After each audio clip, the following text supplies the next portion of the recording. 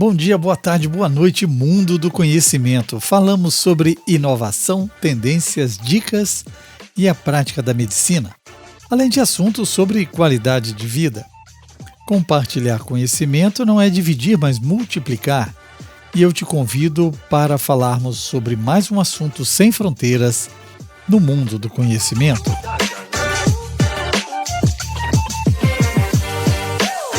Medicina do conhecimento é ciência e informação a qualquer momento, em todo lugar. Eu sou Pablo Guzmão, anestesiador, host desse episódio. Por aqui desvendamos os mistérios da medicina de um jeito que você entenda e se interesse. Somos um ecossistema digital em anestesia e medicina perioperatória desde 2005. Faz tempo. Muito orgulho de ser o primeiro podcast dedicado à anestesia. O nosso primeiro episódio foi ao ar em 22 de dezembro de 2015. E você pode escutá-lo aqui mesmo nesse agregador de podcast que nos ouve. E hoje estamos juntos nesse episódio 169, em um novo formato. Segue um resumo da diretriz de 2025 embasado por consenso juntando várias sociedades mundiais, liderada pelo autor Sunil Hall e colaboradores, que aborda o manejo da síndrome coronariana aguda, incluindo a elevação do segmento ST do infarto do miocárdio e a síndrome coronariana aguda sem elevação do segmento ST. O documento aprovado no final de 2024 estabelece recomendações clínicas baseadas em evidências para o diagnóstico, tratamento farmacológico com antiagregantes plaquetários e estatinas e estratégias de revascularização. A diretriz foca no manejo agudo da síndrome coronariana aguda, detalhando protocolos como a rápida aquisição de eletrocardiograma e o tempo-alvo para a intervenção coronariana percutânea. Inclui sessões sobre o manejo de complicações como choque cardiogênico e arritmias, assim como a prevenção secundária pós-alta. O resumo tem a nossa curadoria e foi gerado por IA Generativa, publicada em texto e áudio no blog do anestesiador. Eu queria te dizer que lá você encontra resumos diários em texto, áudio e agora também em vídeo sobre os melhores artigos em medicina perioperatória. Se você quiser ser um early adopter, vamos juntos? Olá, chegou a hora de mais uma análise aprofundada aqui no nosso espaço. Hoje o foco é quente, a gente vai conversar sobre uma diretriz clínica novinha em folha e super importante sobre síndromes coronarianas agudas, as famosas SCA. A nossa fonte é de peso, hein? A diretriz de 2025 do ACC-AHA-CEPNA-AM-CPS-KI para o manejo de pacientes com síndromes coronarianas agudas. É um trabalhão conjunto de gigantes como a American College of Cardiology, American Heart Association e outras sociedades-chave de emergência pré-hospitalar e cardiologia intervencionista. Então, qual a nossa missão hoje? Vamos empacotar isso. O plano é extrair o néctar, sabe? Os pontos essenciais e o que realmente muda na prática com essa diretriz. Ideal para quem participa de grupos de discussão e quer estar, assim, afiado nas últimas recomendações. Vamos mergulhar nos detalhes cruciais. Exatamente. E é bom começar lembrando por que essas diretrizes são tão relevantes, né? Desde lá dos anos 80, o ACC, a AHA e os colaboradores vêm fazendo esse trabalho de ponte. Eles pegam o melhor da ciência cardiovascular e, transformam em recomendações práticas para o nosso dia a dia. E imagino que o processo para criar um documento desses seja bem rigoroso, né? Com certeza, nossa, muito. Envolve uma revisão sistemática e bem criteriosa das evidências disponíveis. Para questões mais quentes, eles até fazem revisões sistemáticas dedicadas. Você vai ver lá marcadas com SR no texto. Ah, interessante. E tem uma política super estrita sobre relações com a indústria para evitar qualquer viés, né? E, claro, passa por múltiplas rodadas de revisão por outros especialistas.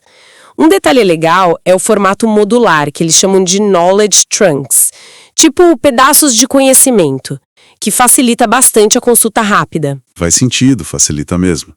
E qual é o grande objetivo, assim, a pergunta central que essa diretriz de 2025 tenta responder? Basicamente, Fornecer um guia atualizado, né, baseado nas melhores evidências, para cuidar de pacientes com suspeita ou diagnóstico de SCA. O foco principal acaba sendo o infarto agudo do miocárdio, o IM, sabe? Especialmente o tipo 1, que é aquele causado pela ruptura de uma placa de gordura na artéria do coração, a causa aterotrombótica, a mais comum. E o que é fascinante aqui é como ela se encaixa no cenário maior. Ela atualiza recomendações específicas, como, por exemplo, sobre a duração da terapia antiplaquetária dupla, a famosa DAPT, né? E complementa outras diretrizes importantes, como a de revascularização de 2021. E o tema é crítico.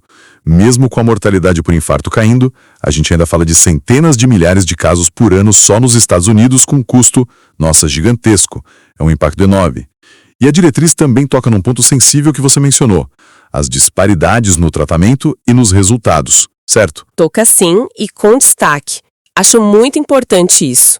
Há um reconhecimento claro de que existem diferenças importantes ligadas à raça e sexo. Por exemplo, homens negros têm maior incidência de infarto. Sério?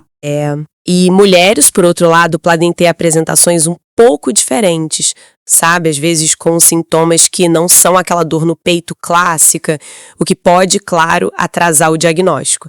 Elas também tendem a infartar mais tarde, já com mais fatores de risco acumulados. Entender e tentar corrigir essas disparidades é um ponto-chave que a diretriz levanta. Entendido. Nossa, muito relevante. Agora, vamos ao que interessa para a prática, né? Aqui é onde fica realmente interessante. Quais são os grandes destaques, as recomendações que a gente precisa ter na ponta da língua? Começando pela porta de entrada, a avaliação inicial. Como fica? Olha, aqui a palavra de ordem é velocidade, sabe? A recomendação classe 1, ou seja, forte mesmo, é fazer e interpretar um eletrocardiograma ECG de 12 derivações em até 10 minutos do primeiro contato médico. Seja na ambulância, seja na emergência, tem que ser rápido. 10 minutos é um alvo apertado. É assim, e se esse primeiro ECG não mata a charada, mas a suspeita clínica é alta, bom, aí tem que repetir o exame, fazer ECGs seriados. Certo. E quanto aos exames de sangue, as enzimas cardíacas, a troponina? A troponina cardíaca, que a gente chama de CTN, é fundamental.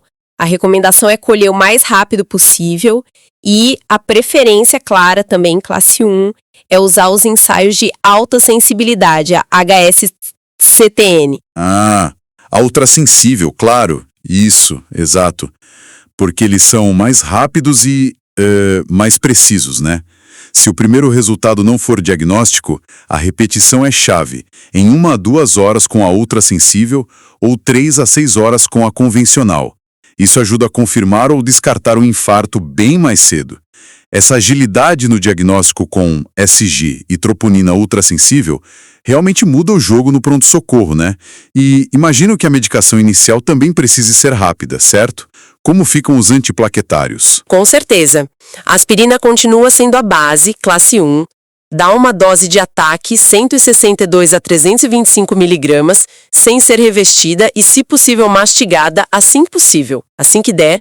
Depois segue com dose baixa de manutenção, o AS clássico. Exato, mas a aspirina sozinha não basta na maioria dos casos de SCA, né? É preciso adicionar um segundo antiplaquetário, um inibidor do receptor P2Y12. É a DAPT, a famosa terapia antiplaquetária dupla. E a escolha desse segundo agente, o inibidor P2Y12, tem alguma preferência? Parece que sempre há um debate entre clopidogrel, prasugrel, ticagrelor, qual usar. Exato, e a diretriz orienta bem essa escolha. A decisão depende muito do cenário, sabe?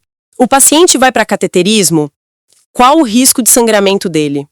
Isso é crucial. Para quem vai fazer angioplastia, a ICP, e não tem risco alto de sangrar, a preferência, classe 1, é pelos agentes mais potentes, prasugrel ou ticagrelor, em vez do clopidogrel. Ah, então a preferência é pelos mais novos e potentes nesse caso. É, porque eles mostraram reduzir mais eventos, como morte, novo infarto ou AVC nesses pacientes. Mas Sempre tem um mas. Sempre tem, né? O que é fascinante aqui é justamente esse balanço, sabe? Entre reduzir eventos isquêmicos e aumentar o risco de sangramento. Os P2Y12 mais potentes, eles diminuem o risco de trombose no estente, de novos infartos, mas cobram um preço em mais sangramentos, principalmente os não cirúrgicos. Entendi. Risco-benefício. Exato. Por isso a personalização é chave. Se o risco de sangramento é alto ou se o paciente teve AVC antes, isso é importante para o prasugrel. Ou se ele recebeu o trombolítico, aí o clopidogrel continua sendo a escolha principal, classe 1.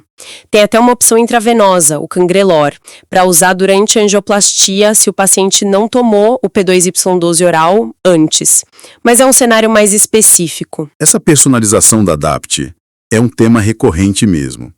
E falando em medicações essenciais, como fica o manejo dos lípidos, do colesterol?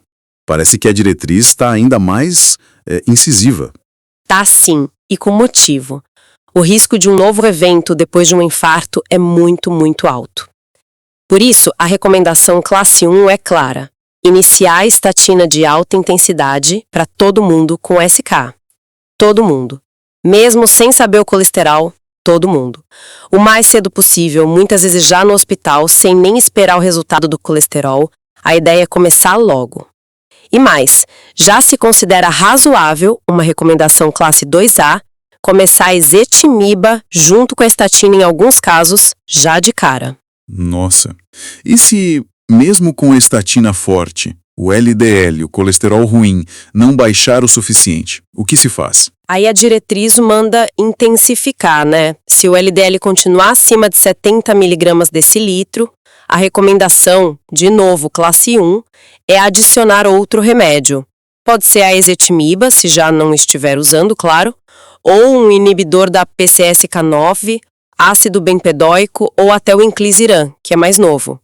Várias opções. Sim, e mesmo se o LDL estiver ali entre 55 e 70, já se considera razoável, classe 2A, adicionar mais terapia. A ideia é, quanto mais baixo o LDL depois de um infarto, melhor. O benefício é muito claro, é proporcional à redução do LDL. Entendido. A meta é ser bem agressivo com o LDL pós-SCA. Agora mudando um pouco o foco. A revascularização, né? Abrir a artéria entupida. No infarto com o supra, o IAMI-CST, a angioplastia primária continua sendo a rainha. Continua assim, a ICP primária, que é a angioplastia com stent, é a estratégia preferida, classe 1, desde que feita rapidamente, claro. Qual o tempo ideal? O alvo ideal é ter a artéria aberta em menos de 90 minutos do primeiro contato médico, se o hospital tem capacidade para fazer angioplastia. Se precisar transferir o paciente de outro hospital, esse tempo se estende para até 120 minutos, o famoso porta-balão. Certo. 90 ou 120 minutos? E se não der tempo para angioplastia? Se o paciente está num lugar mais afastado, sem acesso rápido a um centro com hemodinâmica? Aí entra o plano B, que é a terapia fibrinolítica, o trombolítico, também classe 1. Se o tempo estimado para conseguir fazer angioplastia for maior que esses 120 minutos e os sintomas começaram a menos de 12 horas, o trombolítico é a indicação. Claro, se não houver contraindicação. Mas aí resolveu e pronto? Não acaba aí. Depois do trombolítico, o ideal é transferir o paciente para um centro com capacidade de fazer cateterismo, para realizar o exame entre 2 e 24 horas depois.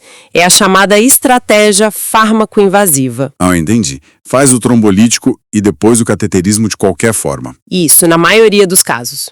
É uma estratégia combinada. Ok, essa logística da fármaco-invasiva é um desafio, mas importante.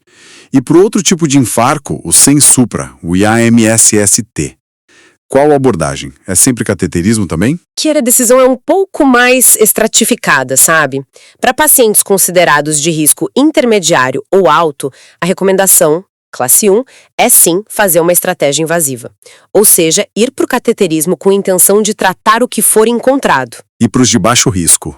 Já para os pacientes de baixo risco, a diretriz agora considera duas opções como igualmente razoáveis, ambas classe 1. Olha que interessante. Ou fazer o cateterismo de rotina, como se fazia antes para quase todo mundo, ou fazer uma abordagem mais seletiva. Seletiva como? Baseada em testes não invasivos adicionais para ver se o cateterismo é mesmo necessário naquele paciente de baixo risco. A chave aqui é usar bem os scores de risco, né, como o GRACE ou o TIMI, para ajudar nessa decisão. Pacientes muito instáveis com dor que não melhora, pressão caindo, arritmias graves, esses precisam ir para o cateterismo imediatamente, idealmente menos de 2 horas. Urgência máxima. Total. E para os de alto risco que estão estáveis, um cateterismo precoce dentro de 24 horas é considerado razoável, classe 2A. Interessante essa opção mais seletiva para baixo risco no sem-supra. Abre um caminho diferente. E um detalhe técnico que sempre gera discussão. Por onde fazer o cateterismo? Braço ou perna? Radial ou femoral? Essa é uma boa pergunta. A diretriz reforça, e bem forte, a preferência pelo acesso radial, pelo punho. É classe 1. Pelo braço é melhor, então? Sim. Os estudos acumulados mostram que, na SCA, fazer o procedimento pelo braço está associado a menos mortalidade, menos sangramento e menos complicações no local da punção, comparado ao acesso pela virilha, o femoral. É uma mudança de prática que se consolidou bastante nos últimos anos. Isso impacta bastante a recuperação do paciente também, né? Menos complicação local, levanta mais cedo. Sem dúvida. Agora, entrando em cenários mais críticos, e o choque cardiogênico, quando o coração falha como bomba depois do infarto? Situação gravíssima. Pois é, o que fazer? Nessa situação, a prioridade absoluta é abrir a artéria culpada pelo infarto o mais rápido possível, seja com angioplastia ou, mais raramente, com cirurgia de ponte de safena de emergência. Isso é classe 1. Agora, um ponto crucial que a diretriz reforça e é importante frisar: não se deve, de rotina, tentar abrir outras artérias que não sejam a culpada principal naquele mesmo procedimento inicial em pacientes em choque. A tratar só a artéria culpada no choque. No procedimento índice, sim, tentar tratar tudo de uma vez no paciente em choque mostrou ser prejudicial. É classe 3, dano. Tem que focar na artéria culpada para restaurar o fluxo o quanto antes. E quanto àqueles dispositivos de assistência, tipo balão intra-aórtico ou bombas como o Impella, ajudam nesses casos? Olha, aqui a diretriz é bem cautelosa. O uso rotineiro do balão intra-aórtico, o BA, ou da ECMO veno-arterial não é recomendado. É classe 3, sem benefício. Os estudos grandes não mostraram melhora na sobrevida. Então, não usar de rotina. Não de rotina. Já as bombas de fluxo microaxial, tipo Impella, elas podem ser consideradas. É uma classe 2B, ou seja, pode ser razoável, mas em pacientes muito selecionados. Que tipo de paciente? Seguindo critérios parecidos com os do estudo Danger Shock, por exemplo. Choque que persiste apesar das drogas, mas excluindo o paciente já em coma ou com falência grave do ventrículo direito. Mesmo assim, é preciso pesar bem os riscos, que não são pequenos. Incluem sangramento, problemas na perna onde o dispositivo é inserido. Definitivamente não é para todo mundo. É uma ferramenta de exceção. Entendi. O suporte mecânico é uma ferramenta bem específica para casos selecionados mesmo. Para fechar esse bloco de recomendações-chave, o que a diretriz fala sobre a auto-hospitalar e a prevenção para o resto da vida? A prevenção secundária. Fundamental, né? A prevenção secundária é tão importante quanto o tratamento agudo. Adapte a terapia antiplaquetária dupla. Geralmente deve ser mantida por pelo menos 12 meses, se o risco de sangramento do paciente não for proibitivo. Isso é classe 1. 12 meses de DAPT é o padrão, então? É o padrão geral. Mas tem novidade aqui também para reduzir sangramento. Uma delas, agora com recomendação forte, classe 1.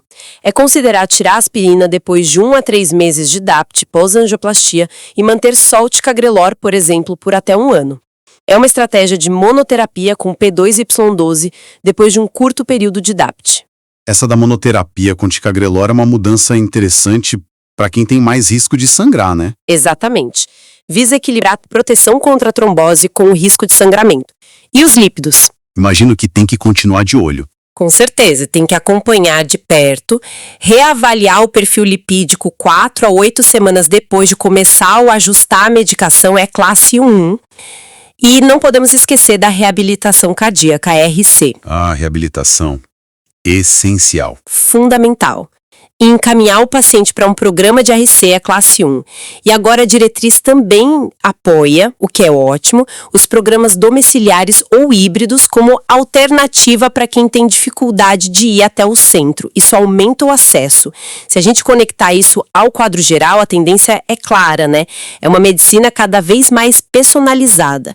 Avaliar o risco de sangramento de cada paciente usando scores como ARCIA-HBR para definir a duração ideal da DAPT é um exemplo claro disso. A agressividade no controle do LDL é outro.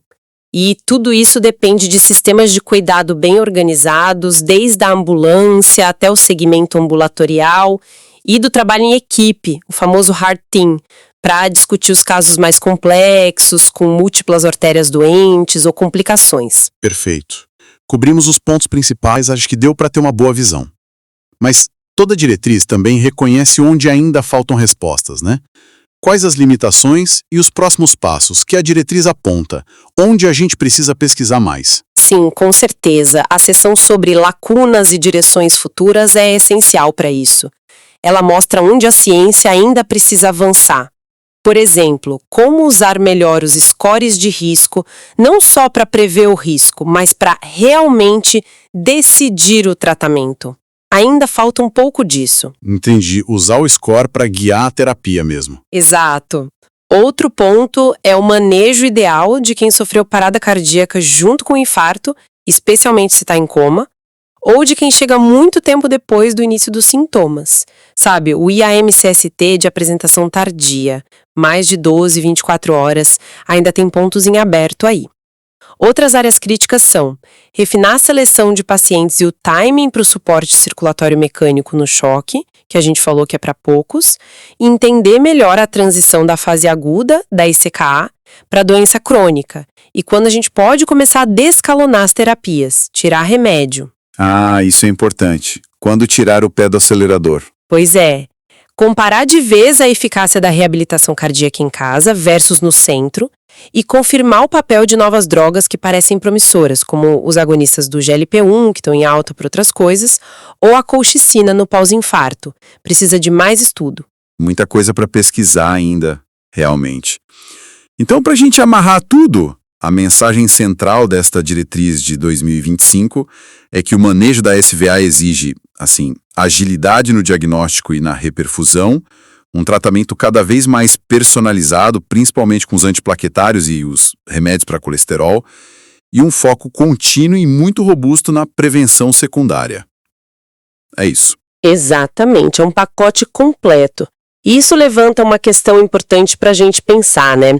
Talvez para o pessoal que está ouvindo refletir. Com tantas opções terapêuticas, tantos scores de risco diferentes, recomendações cada vez mais detalhadas, como que os sistemas de saúde podem realmente incorporar tudo isso na prática diária? No dia a dia corrido da emergência, da UTI, do consultório. É um desafio enorme. Como a gente pode usar a tecnologia, talvez com ferramentas de suporte à decisão integradas ao prontuário eletrônico, para garantir que cada paciente receba o tratamento ideal para o seu perfil específico. Como diminuir aquela distância que, infelizmente, às vezes existe entre o que a ciência recomenda e o que de fato acontece na beira do leito. Uma reflexão final excelente e muito pertinente. Como garantir que essa ciência toda, essa personalização, chegue de fato a todos os pacientes que precisam? Fica aí a provocação. E com isso, a gente fecha nossa análise aprofundada da nova diretriz de ECA. Muito obrigado pela companhia e pelas explicações. Eu que agradeço o convite, foi ótimo conversar sobre isso. Chegamos ao final de mais um episódio do nosso podcast Medicina do Conhecimento. Espero que este conteúdo tenha sido tão inspirador quanto foi para mim.